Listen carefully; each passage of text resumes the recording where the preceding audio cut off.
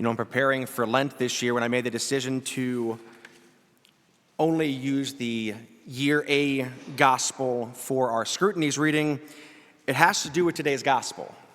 Because when we use the Year of A, the scrutiny readings for weeks 3, 4, and 5 of Lent, we don't hear about the prodigal son. It's one of the most redeeming gospels that Luke offers to us. I don't know about you, but I think for me, when I look at this gospel, I think it's a gospel of my life. For many of us, we are that lost sheep at times. We are that lost son or daughter that squanders what God has given to us. It's only when we hit the lowest of low moments in our lives that we realize, wait a second, it's better to serve in my Father's house than to sleep with the pigs. Father, forgive me, for I have sinned. That's one of the beauties of God's love for us. That He defines us not by our worst decisions, but by His love for us. In the prodigal son story, many times I've tried to imagine what it would look like. And there was a song that came out in the early 2000s. It was a praise and worship song. And in the refrain, it goes, "And he looked at me, or he ran to me, took me in his arms, held my head to his chest, and said, 'My son, do you know I still love you?'" How many times do we long to hear that from our Heavenly Father when we fall into sin? How many times do we long to hear that from our earthly fathers and mothers? Sometimes we get that blessing and many times we don't. Son, do you know I still love you? We squander many times the gifts that God has given to us in life, and yet, in today's parable, when the father sees this prodigal son, he doesn't wait for him to come to him. He's not standing there like, "Who do you think you are that you can show your face around here?" No.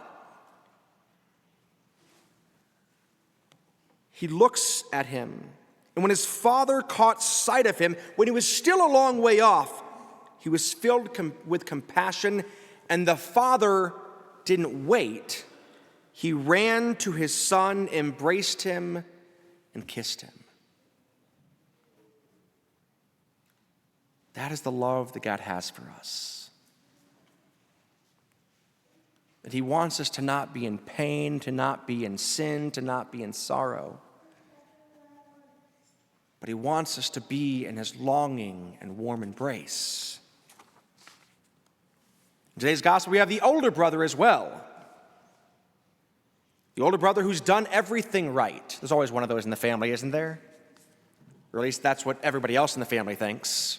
The golden child who's done nothing wrong. And everybody looks at him and they're jealous of him because, man, he gets everything.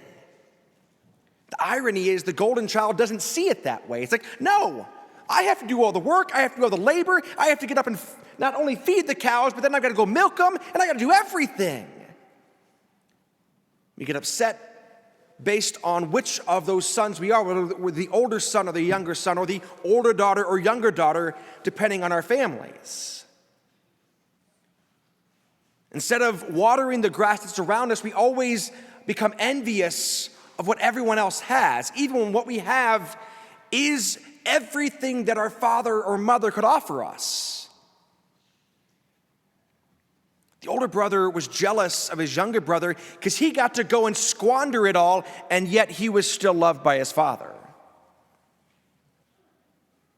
How many times do we as Catholics and Christians look at those who make deathbed confessions with that same envy, that same jealousy, that same anger, where we say, wait a second, how can God forgive them? How can God love them?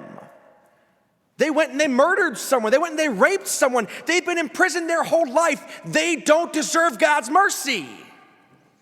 Or at least that's what we say. That's the whole argument behind the death penalty these days.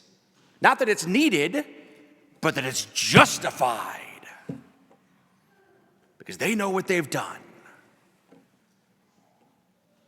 Obviously, we need to read again the prodigal son.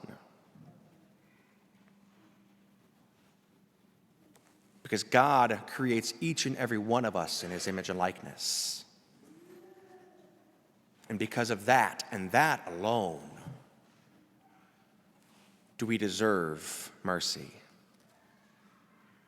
Because of that and that alone, should we offer mercy to our neighbor even when they persecute us, even when they threaten us, even when they are the bane of our existence.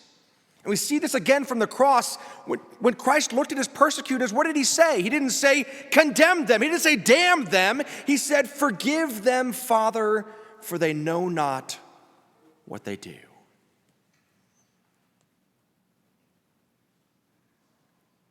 So no matter whether we are the older son or the prodigal son, God offers us his grace and his mercy and a place in the heavenly banquet feast.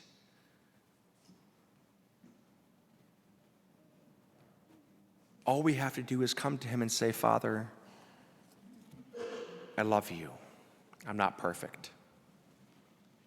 Forgive me, Father, for I have sinned. Don't identify me by my worst decisions. Help me not to identify myself by my worst decisions. That when I look upon my neighbor, who has made sometimes some moronic decisions, I may not identify them by those decisions either. In essence, it's a reflection upon that perfect prayer that Christ gives to us. Forgive us our trespasses as we forgive those who trespass against us. It's easy to say. It's hard to do. But Christ shows us not only from the cross, but also in the parables that he offers to us, that it's possible.